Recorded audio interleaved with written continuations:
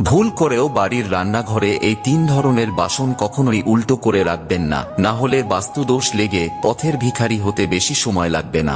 চলুন জেনে নিই, তবে তার আগে প্রভু শ্রীরামের ভক্তরা লাইক করে কমেন্টে জয় শ্রীরাম লিখে দিন। নাম্বার 1, তাওয়া, যার উপর আপনি রুটি বানান।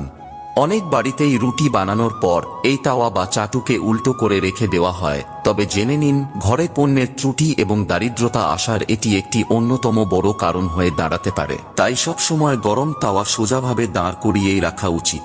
Number 2, pressure cooker. একটি প্রেসার কুকারকে সব সময় তার ঢাকনা বন্ধ করে কোথাও বসিয়ে অথবা ঢাকনা খোলা অবস্থায় কোথাও ঝুলিয়ে রাখাই উচিত।